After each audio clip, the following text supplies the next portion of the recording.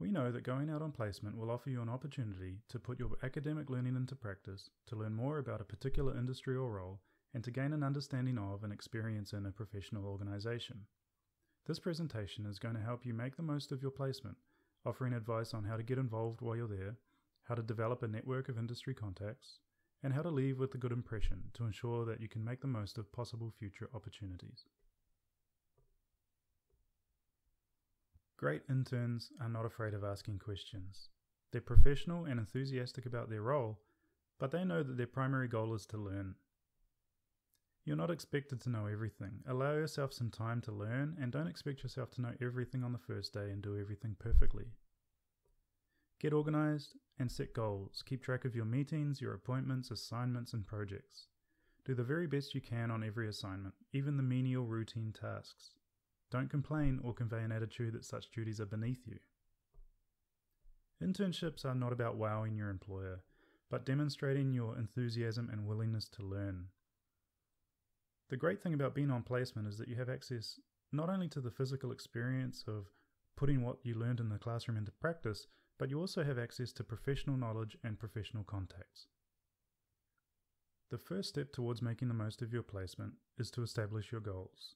What do you hope to achieve from this placement? What do you hope to learn? Your goal may be, firstly, to learn more skills, or it may be more about finding out about the workings of your chosen industry. It might be to meet people, it might even be to determine whether this is truly the career meant for you.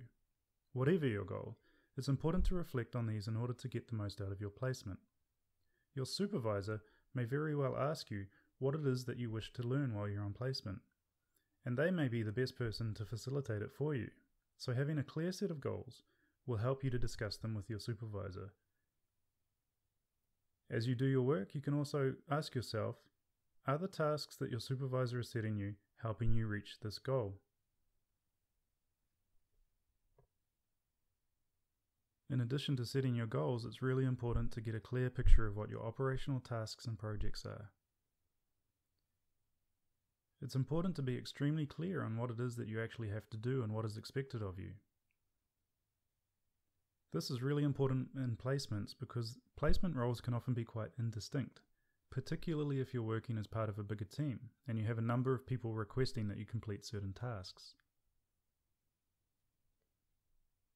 There can be a number of challenges that come up during a placement. You may find yourself feeling bored or unchallenged or unmotivated. Or you may be finding it difficult to manage your tasks or balance your study commitments with your personal life and your placement. Perhaps you're just finding the task and the project too difficult and you're not sure what to do. Communicating with your supervisor provides you with an opportunity to discuss all of these concerns and find a solution. And this may involve discussing other duties that you can do that are more suitable or may challenge you more or provide further growth for your studies. If you're having a bad experience, or the duties you've been assigned to are not what was agreed to, please contact your university supervisor to discuss this. The relationship that you build with your supervisor is a very important one. Being able to talk with them about your goals and your role could very well determine the type of experience that you have on placement.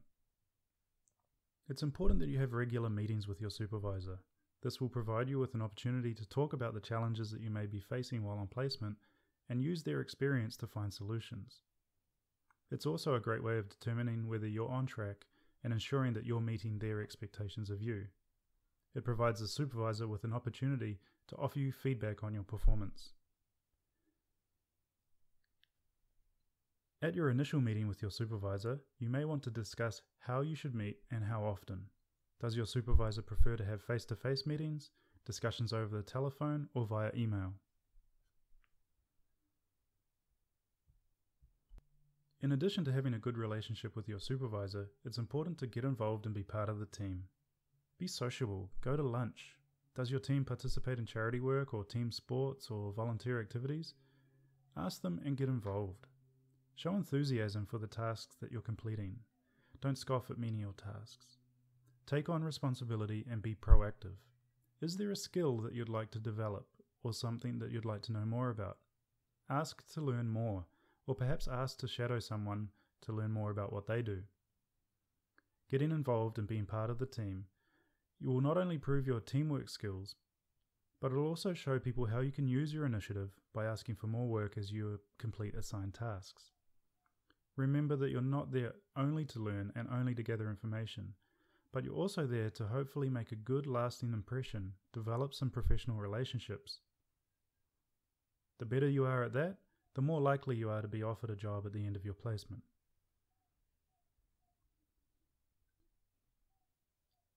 Work placements are a fantastic opportunity to learn what your skills are and learn what you need to work on, to recognize your strengths and weaknesses, to challenge yourself, and to attend in-house industry training. Your role will provide you with an opportunity to build on existing skills or to help develop new ones. Some examples may include teamwork, communication and interpersonal skills, analytical skills, and project management skills. These are all skills that employers want from their employees. Making professional connections is probably one of the most important things that you can do while on placement. Remember that the people you're working with could end up being your colleagues in the future or provide a reference for you. Showing enthusiasm and interest may help with your job prospects after graduation. Networking is very much a core skill that all professionals require to be successful in their career. It is not just a tool for finding a job, it's about building long-term relationships that are mutually beneficial. It's not just about what you can get out of a connection, but what you can both benefit from. These benefits may not always be immediate or obvious. Networking is about sharing, learning, contributing, and collaborating. By approaching networking in this way, you'll build your own personal brand, and people will want to connect with you, and you'll learn and develop in your area of expertise. Networking can be formal or informal. It can happen over a coffee, at a workstation, in the staff room, waiting in a queue to get the coffee, or on the tram on the way to work. It can happen anywhere. The benefits of effective networking are huge. It enables you to enlist other people's help in your job search through referrals and information. It provides a resource to build your knowledge in your field. It helps to create the right conditions for luck to happen. It puts you in the right place at the right time. It may assist you to refine your career goals and self-awareness by allowing you to gain knowledge and information from the people around you. The best way to build a network in your placement is simply to look in your team and find colleagues whose work interests you. Go and ask them questions. Perhaps you can organize some work shadowing or collaborate with them on a small project. If you're really impressed by someone's skills, ask them to be your mentor. This can become a source of confidential advice that you can go to when faced with a tricky situation. It's really important to keep a record of your networks. The best way to do this is on LinkedIn.com.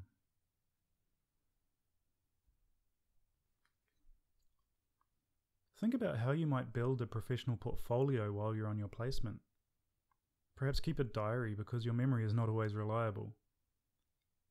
Make a list of your duties and responsibilities in your placement, and in particular any achievements or accomplishments that came up during your time there. This will assist you in the future when you update your resume to leverage the skills and experience that you've developed for the next step in your career. There will come a time in your placement where you start to think about the future. Take some time to try and identify opportunities that may be coming up in the business in which you're working. Organizations may not always have the resources to complete certain projects or evaluate data or conduct research. Presenting your supervisor with some self-assigned assignments which are beneficial to the organization demonstrates your innovative ability to address the organizational needs, which they may not have the capacity or the time to complete. You may want to suggest to your supervisor to offer to maintain a relationship. The point is that you should be looking for opportunities to extend the relationship beyond the placement. There's no reason why your relationship with that organization has to end just because the placement has.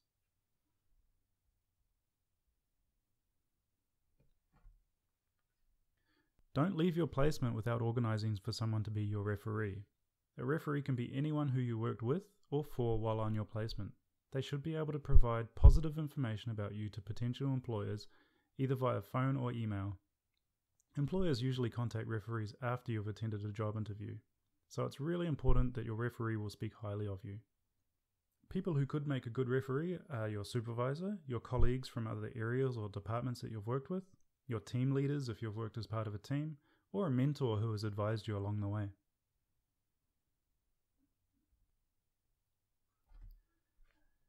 Students sometimes forget to say thank you to their host organization or their supervisor once their placement is over. This simple gesture will leave a lasting impression on your host organization. It says a lot about your professionalism. Before your work placement comes to an end, it's a good idea to start thinking about who you would like to thank for the support and opportunity they have provided. This may include your supervisor, your team leader, your colleagues, and your mentor. Anyone who's offered you support or advice while on placement. Before you start writing a thank you note or email, consider these questions. Firstly, the name of the person who was most helpful on your placement. What was the key thing you learnt from your placement? Was it a particular skill, or did the experience help you to make a decision about your career direction? What did you most enjoy about your placement? Once you've reflected on these questions, the content of your thank you note writes itself. In summary, start by establishing your goals and be clear about what your role entails. Be aware of some of the common placement challenges that might come up, and ensure that you have a good communication strategy with your supervisor. Get involved and be part of your team. Look for ways that you can develop new skills and make connections. Keep a record and build a professional portfolio. Be mindful of future opportunities that may come out of your placement. Make sure that someone will act as your referee after you're finished, and always remember to say thank you. Don't forget, La Trobe Careers and Employability is here to help with any question you have related to your career. You can check out our resources online or come along to one of our career drop-ins. Check out our website for details.